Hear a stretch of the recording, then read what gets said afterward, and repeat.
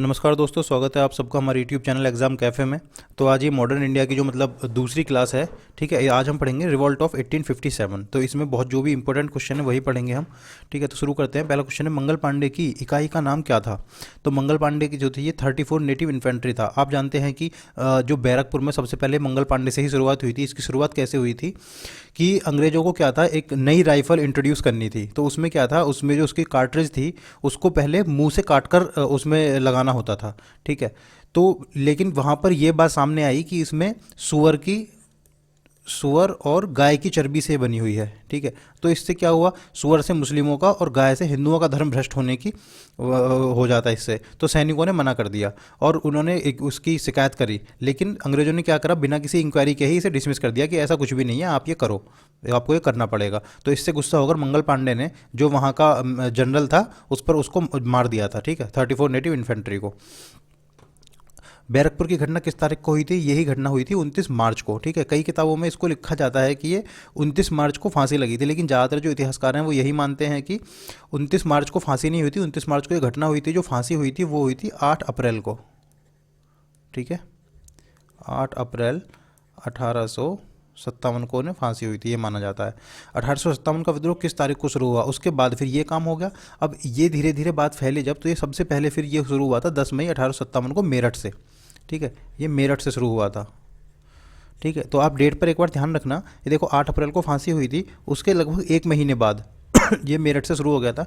मेरठ में जो सिपाही थे उन्होंने विद्रोह कर दिया और उन्होंने दिल्ली की तरफ कूच किया था, ठीक है। दिल्ली पर आकर उन्होंने जो दिल्ली को अपने अंडर में ले लिया था।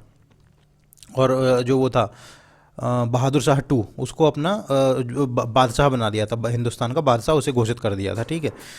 लेकिन वो तो बुढ़ा था उस टाइम पर, तो उसने क्या करा, एक बख्त खान था, बख्त खान की लीडरशिप से प्रभावित होकर उसने अपनी जगह बख्त खान को नियुक्त कर दिया था कि तुम मेरा प्रतिनिधित्व करो। किस तारीख को विद्रोहियों ने दिल्ली पर कब्जा कर लिया, ये 12 मई को। 10 तारीख को वहाँ से कूच किया था मेरठ से दिल्ली की तरफ, और 2 दिन बाद 12 तारीख को कब्जा कर लिया था दिल्ली पर, ठीक है। 1857 के विद्रोह का प्रतीक क्या था, ये तो बहुत इंपॉर्टेंट क्वेश्चन है। ये प्रतीक था कमल और रोटी, ठीक है। कमल, देखो रोटी किस लिए था, रोटी इसलिए था कि ये आम जनता तक पहुंचे बात, ठीक है। रोटी आम जनता की एक तरह से पहचान बनाई गई थी, जो दूर दराज के रिमोट एरियाज़ में जो गांव थे ना, उन तक पहुंचाने के लिए बनाई गई थी, बनाया गया था सिंबल। बहादुर शाह द्वितीय द्वारा दिल्ली में विद्रोह का नेता, ये मैंने बताया बख्त खान को कर दिया गया था, नहीं क्योंकि ये बहुत बूढ़ा हो चुका था बहादुर शाह। इसको बहादुर शाह द्वितीय भी बोलते हैं या फिर जफ़र भी बोल सकते हैं इसको। ये जफ़र नाम से कविताएं लिखते थे, जफ़र, ठीक है। तो इन्होंने बख्त खान को नियुक्त कर दिया था। रानी लक्ष्मीबाई का मूल नाम क्या था, इनका मूल नाम सब जानते हैं, मणिकर्णिका था। इस पर तो एक मूवी भी आई थी, मणिकर्णिका, ठीक है। और इनका जो जन्म हुआ था वो वाराणसी में हुआ था। इनका जन्म कहाँ हुआ था, वाराणसी में हुआ था। इनकी शादी मात्र 14 वर्ष की आयु में, जो वो थे जो अंतिम राजा थे ना, मराठाओं के अंतिम राजा गंगाधर राव, उनसे इनकी शादी हो गई थी। रानी लक्ष्मीबाई के पति का नाम राजा गंगाधर राव था, ठीक है। फिर इनकी डेथ भी हो गई थी बिना किसी संतान के ही। तो इन्होंने एक पुत्र को गोद ले लिया था, लेकिन वही था डॉक्ट्राइन ऑफ लाप्स थी लॉर्ड डलहौजी की। उसके अनुसार कोई अगर किसी भी राजा के कोई संतान नहीं है तो वो कोई पुत्र नहीं ले सकता, उसकी संपत्ति अंग्रेजों के पास चली जाती। तो उसका विद्रोह किया था इन्होंने, रानी लक्ष्मीबाई ने, तभी इनकी लड़ाई हुई थी अंग्रेजों से। झांसी में किस तारीख को विद्रोह शुरू हुआ, ये 4 जून 1857 को हुआ था। अंग्रेजों ने हड़प कर लिया था उसको कि आपके तो कोई संतान है नहीं, लेकिन रानी लक्ष्मीबाई ने क्या करा, एक अपना पुत्र गोद ले लिया और 4 जून 1857 को वहाँ पर विद्रोह कर दिया था, ठीक है। झांसी में विद्रोह को किसने दबाया, ये ह्यूग रोज ने दबाया था। ऐसे इंग्लिश में ऐसे लिखा जाता है इसको, हफ रोज, अब क्योंकि इंग्लिश नाम है तो इंग्लिश में ही ज़्यादा से लिखा जाएगा ये, ठीक है। ह्यूज रोज ने कहा था, जब इनकी झांसी की रानी की मृत्यु हुई थी तो उनके लिए इन्होंने कहा था कि यहाँ मरे हुए सभी सिपाहियों में यह औरत अकेली मर्द है, ठीक है। इसका मतलब क्या है कि ये बहुत बहादुरी से लड़ी, मतलब सबसे ज़्यादा यही बहादुर है सारे सैनिकों में। तो ये इनका स्टेटमेंट है, एग्जाम में पूछा भी गया है। मैं कोई भी चीज़, कोई भी स्टेटमेंट बोलता हूँ तो इसलिए बोलता हूँ ताकि वो एग्जाम में पूछा गया है और हमें कभी याद रह जाए अगर एग्जाम में आ जाए तो। लखनऊ में विद्रोह के नेता कौन थे, ये थी बेगम हजरत महल, इन्हें महक परी भी कहा जाता है, ठीक है। ये हमें जरूर ध्यान रखना है कि बेगम हजरत महल का दूसरा नाम क्या था, या फिर ऐसे आ जाता है कि महक परी के नाम से किसे जाना जाता है, बेगम हजरत महल को जाना जाता है, ठीक है। लखनऊ में इन्होंने किया था। इन्होंने क्या करा था, इनका एक छोटा पुत्र था माइनर, बिरजिस खान करके, बिरजिस खान, ठीक है। बिरजिस खान करके इनका बेटा था। इन्होंने उसे गद्दी पर बिठा दिया, माइनर था वो, और सारी सत्ता अपने हाथ में ले ली थी, ठीक है, बेगम हजरत महल ने। कानपुर में विद्रोह का नेता कौन था, ये थे नाना साहब। इनका धौंधू पंथ था, इनका धौंधू पंथ, धौंधू धौंदू पंथ भी बोलते हैं इनको, या फिर नाना साहेब बोल सकते हैं हम इनको, ठीक है। इनका जो मेन था ना, इनका कमांडर वो थे तात्या टोपे। आएगा तात्या टोपे भी आगे क्वेश्चन में डाला हुआ है, तात्या टोपे। तात्या टोपे को पकड़ने के चक्कर में अंग्रेजों ने कितने ही लोगों को फांसी लगा दी थी, और बाद में पता चलता था कि ये तात्या टोपे है ही नहीं। मिलते ही नहीं थे इनको। बाद में इनके एक दोस्त ने इनको धोखा दे दिया था तात्या टोपे को, तब इनको फिर फांसी की सजा दी गई थी। कानपुर का सेनापति कौन था? ये था तात्या टोपे। तात्या टोपे का ओरिजिनल नाम क्या था? इनका था रामचंद्र पांडुरंग। ये ध्यान रखना है हमें, तात्या टोपे का ओरिजिनल नाम था रामचंद्र पांडुरंग। ये इनके नाना साहब के प्रति बहुत ज़्यादा समर्पित थे, ठीक है। इनके लिए जान भी देने को तैयार थे ये, और उन्होंने बहुत साथ दिया था इनका लड़ाई में। लखनऊ और कानपुर में विद्रोह को किसने दबाया? लखनऊ और कानपुर में कैम्पबेल ने दबाया था। याद रखना भी आसान हो जाएगा, लखनऊ और कानपुर याद ही रहता है, एक साथ ही आते हैं दोनों नाम, लखनऊ और कानपुर। तो ये दोनों को कैम्पबेल ने ही दबाया था। जगदीशपुर से विद्रोह का नेता कौन था? ये थे बाबू कुंवर सिंह। इनके बारे में कहा जाता है कि ये 80 साल के बूढ़े थे या 80 साल के जवान थे? 80 साल के जवान। बताया जाता है इनकी 1 कुंटल की तलवार थी, और जब ये चलाते थे तो अंग्रेजों के छक्के छुड़ा देते थे ये, ठीक है। तो जगदीशपुर से विद्रोह किया था बाबू कुंवर सिंह ने, लीडरशिप दी थी, ठीक है। बिहार में है ये जगदीशपुर, ये भी हम लिख सकते हैं बिहार, ठीक है। सबसे पहले इन्होंने अर्राह को जीता था, बिहार अर्राह, सबसे पहले अर्राह को जीता था इन्होंने अंग्रेजों से। असम से विद्रोह के नेता कौन थे? ये थे दीवान मनीराम दत्त, असम से थे ये, ठीक है। असम में जो विद्रोह हुआ था वहाँ पर दीवान मनीराम दत्त थे। अब देखो इसमें रिवॉल्ट में सबसे ज़्यादा इंपॉर्टेंट यही है कि नेता कौन था और दबाया किसने वहाँ पे सप्रेस। बाकी और कुछ खास है नहीं इसमें। बाकी जो क्वेश्चन आते हैं वो कंसेप्चुअल आते हैं। कंसेप्चुअल तो हमको पता ही है ज़्यादातर कि मतलब इसकी विद्रोह के कारण क्या थे, और इसमें जो इसके विफल होने का कारण क्या थे। तो हम देखो एक बार डिस्कस कर लेते हैं विद्रोह कारण क्या थे। ये तो एक इमीडिएट कारण था कि चर्बी वाला जो था ना, कि कार्ट्रिज को मुंह से खोलना होता था, इसमें चर्बी थी, ये एक इमीडिएट कारण था। लेकिन इसके पीछे बहुत सारे जो कारण थे, मेन कारण था कि अंग्रेजों की जो नीतियां थी ना, वो बहुत ज़्यादा दमनकारी नीतियां थी, तो लोग उनसे परेशान हो चुके थे। दूसरा, जितने भी ये राजा थे छोटे छोटे, इनको क्या था, कोई अपनी पेंशन के लिए लड़ रहा था, कोई अपने राज्य को लेने के लिए लड़ रहा था, ठीक है। तो और यही इनका जो कारण बना, ये विफलता का कारण बना। सबसे पहला कारण था कि कोई भी विजनरी लीडर नहीं था, मतलब कोई भी एक सेंट्रलाइज, जो ऐसा नहीं था कि सबको सेंटर में होकर एक होकर सबको लड़ते, सबने अलग अलग टाइम पर इन्होंने विद्रोह किया एक तो, ठीक है। और कोई उस टाइम पर ना देश भावना नहीं थी बिल्कुल भी। ऐसा नहीं था कि जैसे आज के टाइम पे हम भारत देश देख रहे हैं, ऐसा थोड़ी था उस टाइम पे। तो वो सब अपनी उसके लिए लड़ रहे थे। जैसे कोई अपनी पेंशन लेने के लिए लड़ रहा है, कोई लड़ रहा है कि नहीं जी हमारा राज्य मत हड़पो, कोई लड़ रहा है कि हमसे कम, तुम टैक्स कम लो। इस तरह से सब अलग अलग लड़ रहे थे। तो इसका मेन कारण था विफल होने का।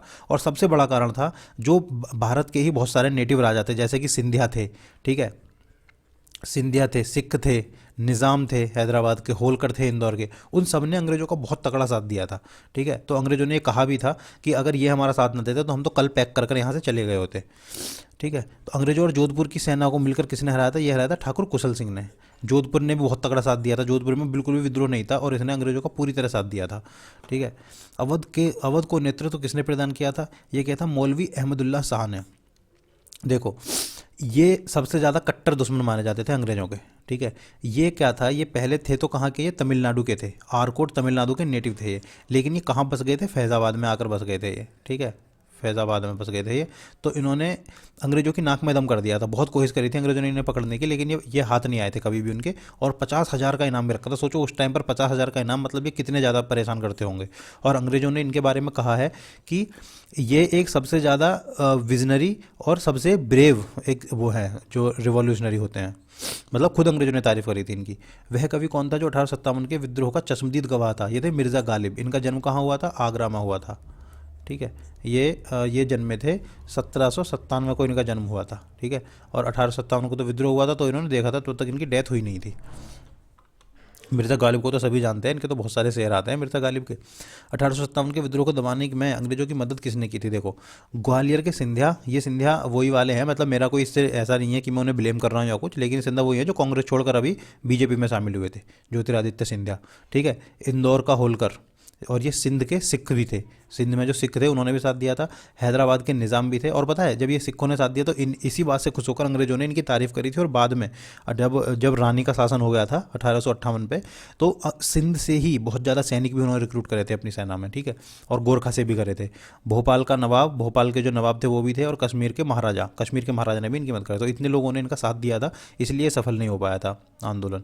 1857 के विद्रोह के समय भारत का गवर्नर जनरल लॉर्ड कैनिंग था। ये तो सभी जानते हैं लॉर्ड कैनिंग। हम ऐसे याद रख सकते हैं कि कैनिंग मतलब इंग्लिश में क्या होता है? बहुत ज़्यादा चालाक। तो ऐसे मान सकते हैं कि ज़्यादा चालाक बन रहा था तो विद्रोह हो गया उसी के कारण, या फिर ऐसा मान सकते हैं चालाक था तो इसने विद्रोह को दबा दिया। और इसी ने फिर इलाहाबाद में रानी का पत्र पढ़कर सुनाया था। इलाहाबाद में ठीक है ना। इलाहाबाद में रानी का पत्र पढ़कर सुनाया था इन्होंने। फिर भारतीय उच्च न्यायालय अधिनियम के माध्यम से कितने उच्च न्यायालयों की स्थापना की गई थी? मुंबई, मद्रास और कलकत्ता, इन 3 उच्च न्यायालयों की स्थापना की गई थी इसके माध्यम से। सबसे पहले है ये मुंबई, मद्रास और कलकत्ता, ये भी ध्यान रखना है हमें। विधवा पुनर्विवाह अधिनियम 1856 में आया था, लॉर्ड कैनिंग के टाइम पर ही आया था ये भी, ठीक है, 1856 में आया था विधवा पुनर्विवाह अधिनियम। ईश्वरचंद विद्यासागर ने इसका बहुत सपोर्ट किया था। साहिब आलम बहादुर की उपाधि ये बख्त खान को दिया था। किसने? उसने बहादुर शाह ने, बहादुर शाह टू ने ये साहब आलम की उपाधि दी थी उसको, जो अपना नियुक्त किया था ना अपनी जगह कि तुम मेरा नेतृत्व करो, मतलब मेरा प्रतिनिधित्व करो।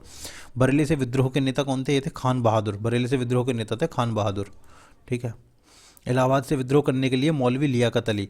पूरे उसमें जो जितने भी विद्रोह हुए और जितने भी लीडर थे उसमें सिर्फ यही थे एक जो जन जन के नेता थे, मतलब इनको कोई अपना स्वार्थ नहीं था, जन जन के नेता, ठीक है।